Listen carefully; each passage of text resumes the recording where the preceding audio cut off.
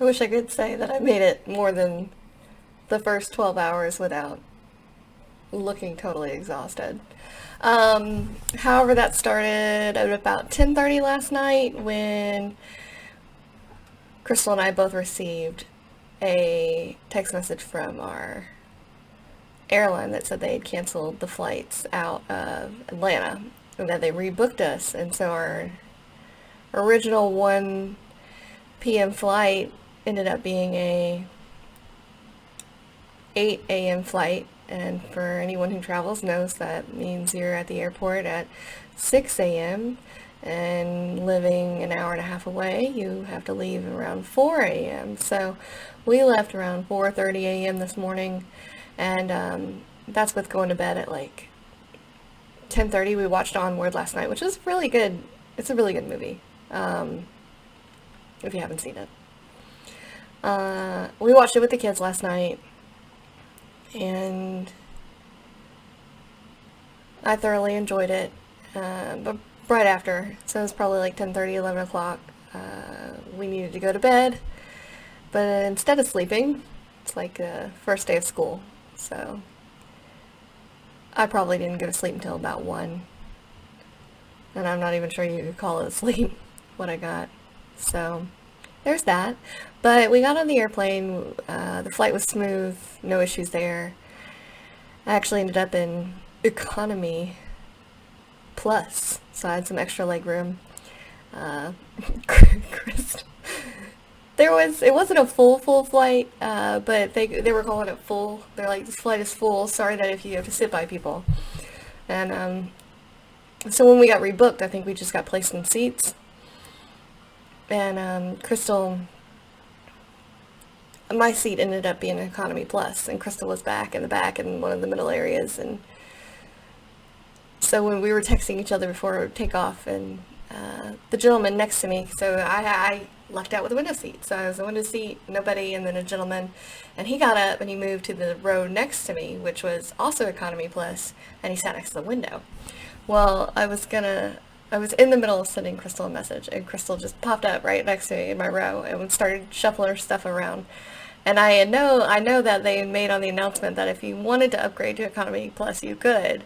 But one of the flight attendants came by and was like, "Do you need assistance?" Because where we were, we couldn't put our bags underneath the seat in front of us.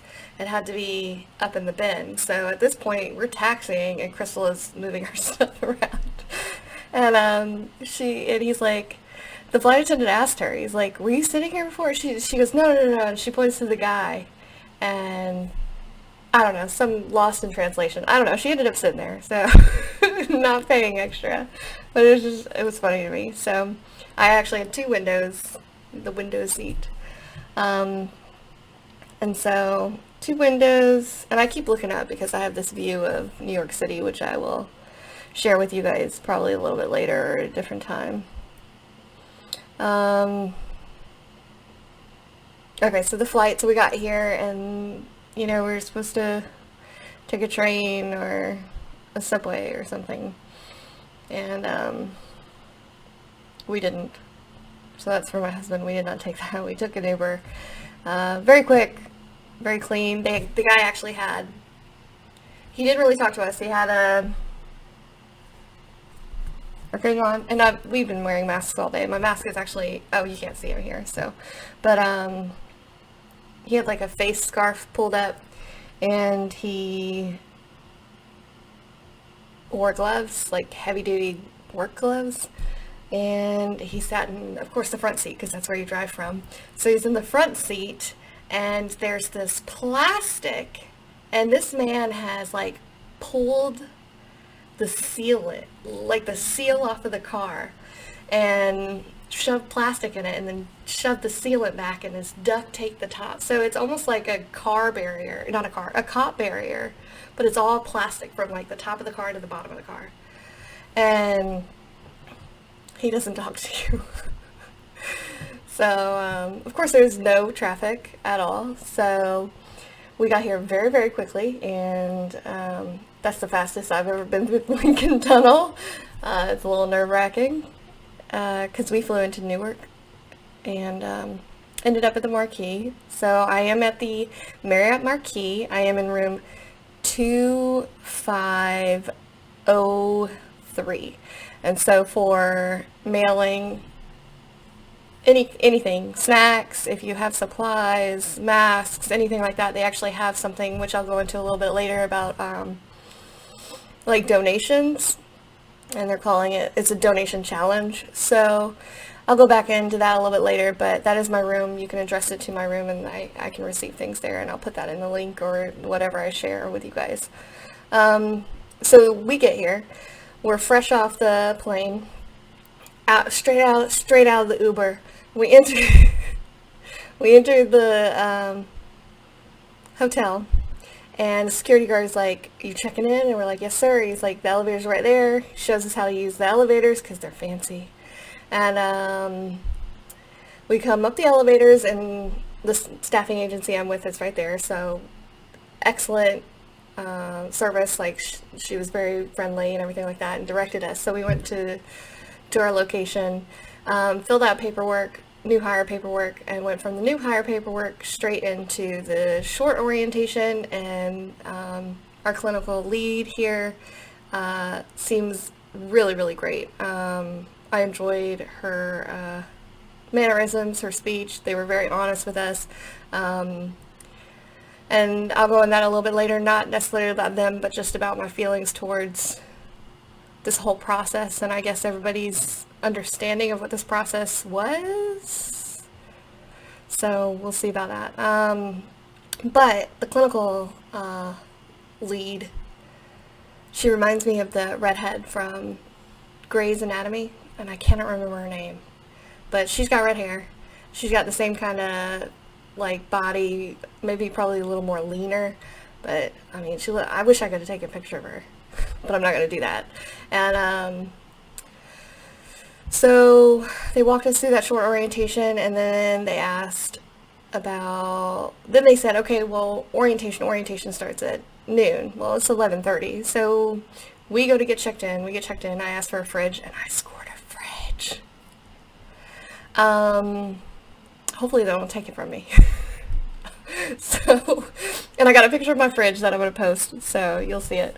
But we got our rooms, came up to the rooms. We changed because they wanted us in our scrubs, and we went from our rooms back down to the full orientation. That's where we've been this last what feels like an eternity. It wasn't a bad orientation. It's just we're retired, and it's probably 2 hours because of the time now. Ooh, I'm gonna hit the mic every time. I'm sorry.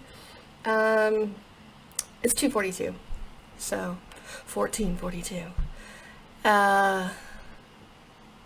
So we had orientation, and now I know Crystal is starving, and I sent her a text message. I think my phone went off earlier. I was like, I'm sorry. I'll be ready to go in just a second, and look at me. Look at what I'm doing. I'm sorry, Crystal.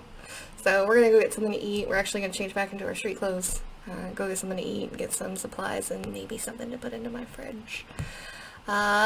Snacks would be great if you want to send me stuff, Dad.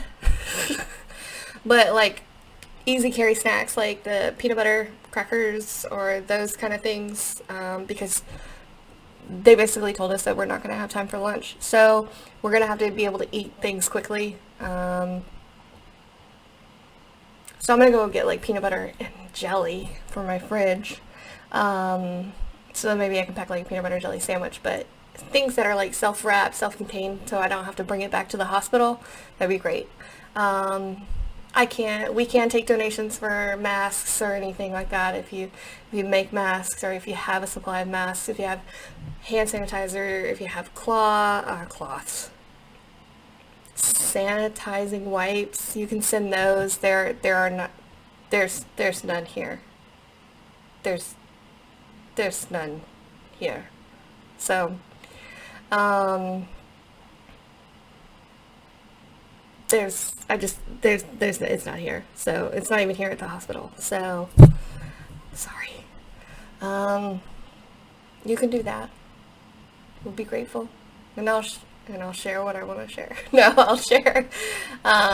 It's part of the challenge, but I'll go into that later. It's probably a lot of ums, but I'm really tired. I'm very upset though that I look this exhausted and I haven't even worked a shift, so I guess I'm gonna sign off now because I heard my phone go off again. She's probably mad. She's big mad. Crystal be big mad at me. So I'll be back. I'll finish this up later tonight and then post it for you guys. Love you guys.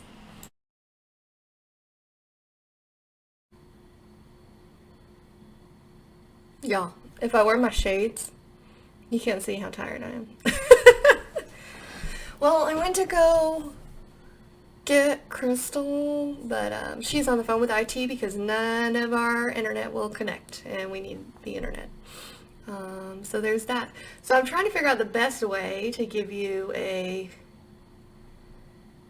tour of my home for the next 3 weeks. It's a pretty good setup. It's a pretty decent hotel. I mean, you can see my tiny TV here. I mean, I don't know how big it is. 55? I mean, it's pretty massive. Anyways, so Jameson, because I know you're watching, I need to know which bed I should sleep in. So Jameson, you have the wall bed, and you have this bed. I guess the window bed. Which one should I sleep in, Jameson? I'm gonna put my sunglasses on for the rest of this one. Let me know, Jameson. I haven't done anything on either one of these beds. So I'm gonna turn you guys this way a little bit. We'll start this direction. Because I'm an excellent producer of YouTube videos. So I have my little couch, my little side table. This is my view, which I don't think you can see really, so. I'm facing the river. The river.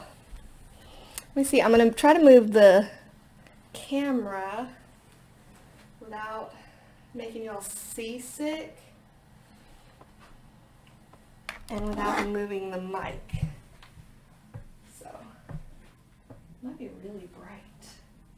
Oh, right into that thing, actually. There we go. It's adjusting. Oops, that should have. So it's really bright, so maybe a little bit later you'll be able to see, but that's the view. You can tell that New York City is not New York City currently. There's like nobody. So New York City normally has lots of people, and this is whatchamajigget. I mean, I'm right at Times Square. Like, there should be people down here. Anyways, so I have my couch. This is my fridge that I scored, because I scored a fridge. They actually, just after orientation, the lady's like, you can ask for a fridge. And Crystal went up to ask for a fridge, and they were like, no. So I scored a fridge, and so then I have, of course, I have the window bed. I have the wall bed. Let's see, I have designated, I'm sorry that I'm all over the place. This is my desk. This is where I'm going to be doing work. I'm going to unplug the mic so it might change.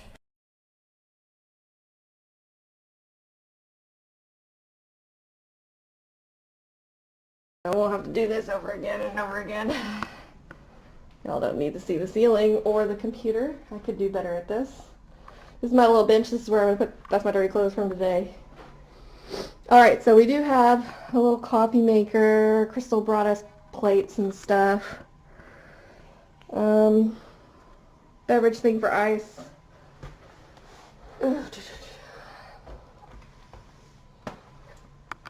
I'll do better, I promise, guys.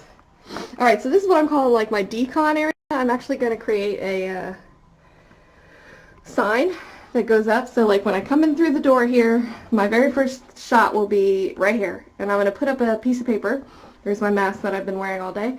I'm going to put up a piece of paper that says like shoes, hand washing, mask.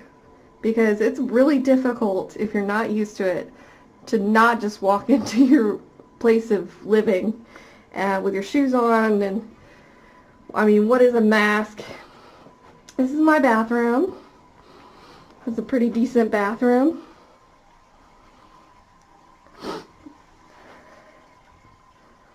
Yeah. This toilet and I have had to have a come into Jesus meeting. As you can hear it, I don't know if you can hear, but it's running. And it doesn't like toilet paper either. So there's that. This is where putting stuff in the safe. This is also going to be part of the decon room. We're going to have laundry service, so I have to figure out where I'm going to like put my dirty clothes, but probably right there. Not that you really care about that, but just thought I'd let you know where I'm putting my dirty clothes. So I guess as soon as Jameson decides where I should sleep, I'll figure that out. Let's see if we can get a better, I mean, what's really interesting to me is that I don't think you can see it. No, I don't think you can. Anyways, it says the Moulin Rouge, the musical, which probably I would really like to see, but, you know, nothing is open currently. I would like to say that I am starving, but the internet must be figured out because both Crystal and I have to continue to do our school jobs, and we need the internet for that. Let me plug everything back in. That was my tour. Hope you enjoyed it. Enjoy it. Let me fix. Anyways, I don't know if that whole thing was just a bunch of trash, but really, like I said, I'm not doing this video for anybody but my sanity and my children. So I really don't care. Alright, so this is going to be the last little section here in this video. I know it's been kind of long. If you've held on this long, thanks. So I kind of wanted to go back and touch on a couple things that I mentioned that earlier about, I guess, my understanding of what is going on here. So during our orientation, we were allowed to ask questions, and to me, in my mind, I guess I just don't understand certain thought processes, and I guess I'm just gonna talk it out, and maybe you guys have something you can give me, I don't know. Watching what we've seen on TV and knowing what we know, as a healthcare professional, like, I mean, even locally in Houston County, Georgia, I know that my fellow nurses that I used to work with in the ER and everybody in that hospital is busting their tail and working hard with PPE that is being glued together by, you know, administration and you know, in what attempts to be the best that they can offer. And I mean, that is at this moment what they got. But the understanding of everything that is happening right now is that we're at a type of war, in my mind. So it's not really like we're going to war overseas and people are fighting with guns, but where we're here, it's in our country and people are fighting for their lives. So in that sense, when you're lacking equipment, and I'm not just talking about PPE, I'm talking about, you know, ventilators, I'm talking about pumps, I'm talking about non-rebreather masks, I'm talking about regular things that the mindset is you do what you have to do to get it done. And I guess what I'm not wrapping my brain around is some were asking questions that seemed to lead me to believe that they thought that this was going to be a normal nurse's job. Like you were coming here to get 4 patients or 6 patients or whatever. Well, I mean, I knew in the video that came up today, I had actually posted that or made it Saturday, that I knew in New York right now that there basically wasn't a ratio cap because there's nobody there.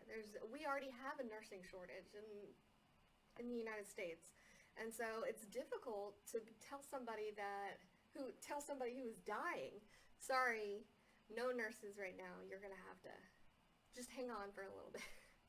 So in my mind, I can't wrap around that.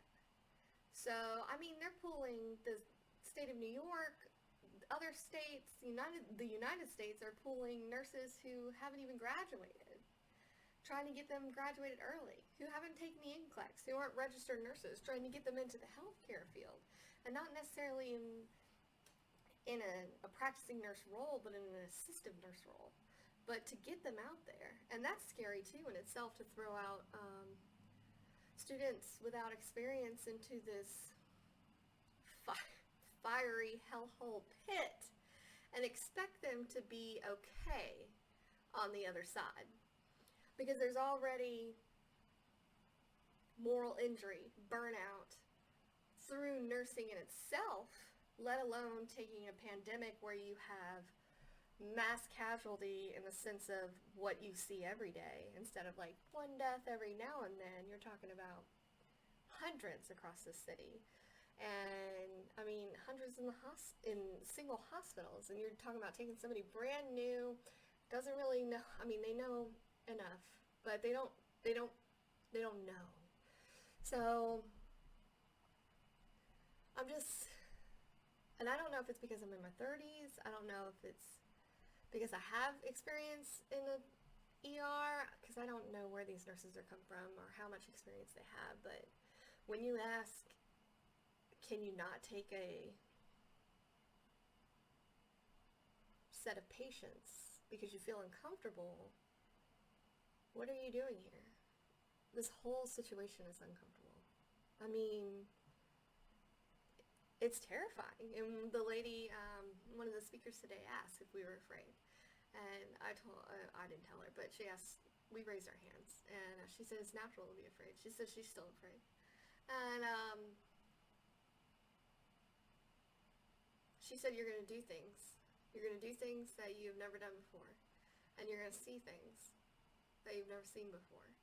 And she said that this is the time when heroes are born. And not saying that it's just healthcare heroes. So she was talking about, you're either you're gonna do it or you're not gonna do it, and that's what's gonna set you apart.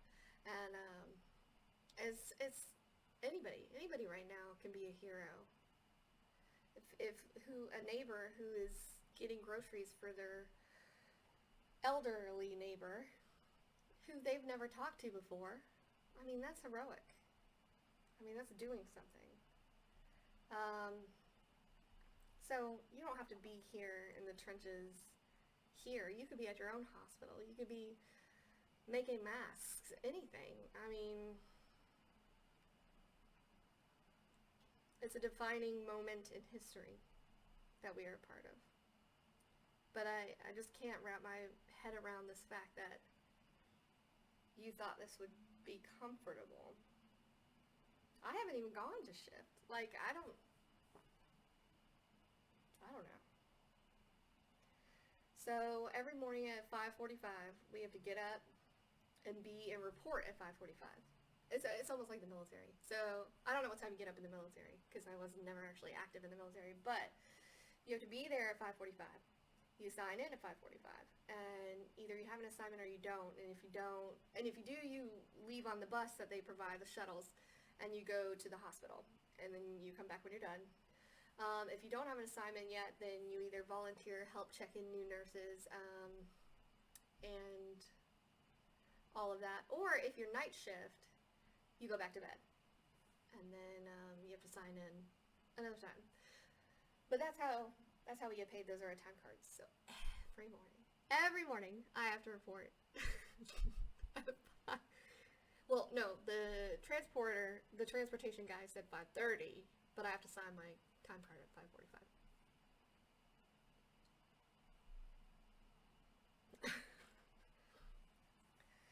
So, I guess, I mean, that's a lot of feeling for right now. I might have more for you tomorrow. Who knows what I'm doing tomorrow? Well, I'm reporting at 5:45. That's what I'm doing tomorrow. I noticed I was sniffing in the other video, and it's because of these allergies. Like, I went from, fine to not fine. And then fine. But I'm fine. I'm not sick. I have allergies. Y'all know. You should know me. If you know me, you know I have allergies. The weather went from 84 degrees in Georgia yesterday. I mean, I was in Georgia this morning. Jesus. And, it's like 54 here. I mean, it's sunny, as you can tell, but it's 54. And I think they're a little behind us as far as pollen goes, so that's a little difficult. So I guess I'll just say a couple of things to a couple of different people, and if I miss you in this video, I'll hit you up in the next one.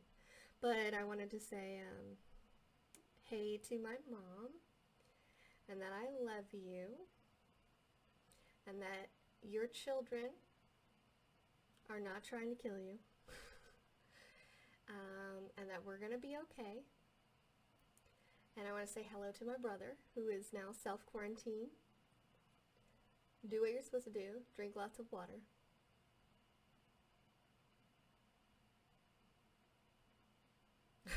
Sorry, had to meet with him.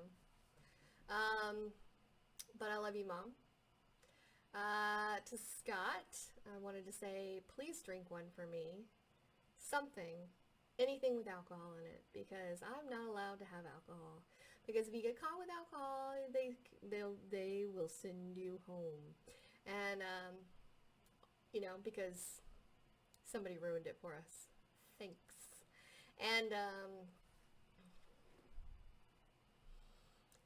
to my dad, who is very supportive after first hearing it. I mean, everybody has been super supportive, but, to Dad, I love you. And Veronica and Portia. I wanted to say to Jameson, if you've watched this far, I love you. To Logan, I love you. Please try to help Dad out. And Jameson, also help your dad out. And get your schoolwork done. That still has to be done. And Liddy, if you're watching, I love you. Why don't you try to find Go Dogs Go before I get back home? You can look under your bed for Go Dogs Go.